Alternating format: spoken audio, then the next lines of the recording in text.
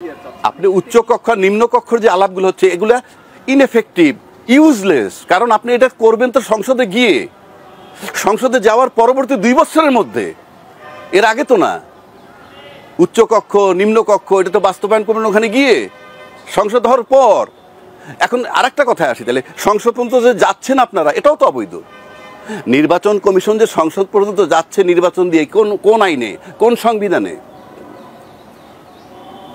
যে সংবিধানটার কথা নির্বাচন কমিশন বলে সেটা কোনটা? ওই 72টার কথা বলে। 72টার বিধান কি? সেটার বিধান হলো এই যে সংসদ যদি কোনো কারণে ভেঙে যায় তাহলে পরবর্তী 3 মাসের মধ্যে নির্বাচন, নাকি আছে? তো পরবর্তী 3 মাস সংসদ যদি ভাঙে, ওত নিচে যেদিন ইউনূস সাহেব ওত নিচে সেদিনও যদি ধরি, তাহলে 8ই আগস্ট 2024-এ সংসদ ভেঙে গেল। তাহলে 7ই নভেম্বর 2024-এর মধ্যে নির্বাচন হওয়ার কথা। এরপরে আপনি নির্বাচন কমিশনের কি অধিকার আছে ডেট দেওয়ার?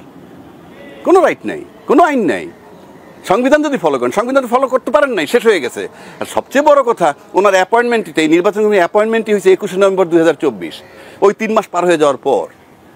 আবার ওনাকে নির্বাচন দিতে বলল কে? অন্তর্বর্তীকালীন সরকার। ওই সংবিধানের সরকার তাকে দিতে বলে নাই নির্বাচন।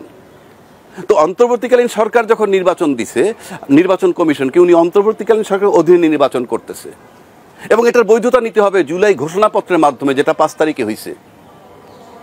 সেখানে তার মেয়াদ দিতে হবে, ওখানে মেয়াদ দেয় নাই। এই ইউনূস সরকারকে মেয়াদ দিতে হবে যে 8ই আগস্ট 2024 থেকে 30 জুন 2026 পর্যন্ত তাকে মেয়াদ দেওয়া হইল। এর মধ্যে উনি নিয়োগ করবেন ইলেকশন কমিশন এবং এর ভিতরে নির্বাচন করে যাবেন। এটা করলে সংসদ পর্যন্ত যারা যাবেন তারা বৈধতা পাবেন। সংসদে যাওয়ার পদ্ধতিটা আমি পরিষ্কার বলে দিচ্ছি, টোটালটা অবৈধ হবে। এবং এই সংবিধান বহাল রেখে এই প্রক্রিয়ায় গেলে ভবিষ্যতে তারা সবাই আইনের আওতায় আসবে। ওই সংবিধান যদি থাইকে যায় এইভাবে নির্বাচন করেন, ওই সংবিধানের অবমাননার অপরাধীরা সবাই বেকায়দায় পড়বে আইনের। সেজন্যই বলছি, আপনি সংসদটাকে এমনভাবে ম্যাচিউর করতে হবে, সংসদে এমনভাবে যেতে হবে। একটা হলো ঘোষণাপত্রের মাধ্যমে বৈধভাবে সংসদে গেলেন সবাই, কিন্তু সংসদে যেতে হবে এমনভাবে যাতে সরকারের উপর চাপ রাখা যায়।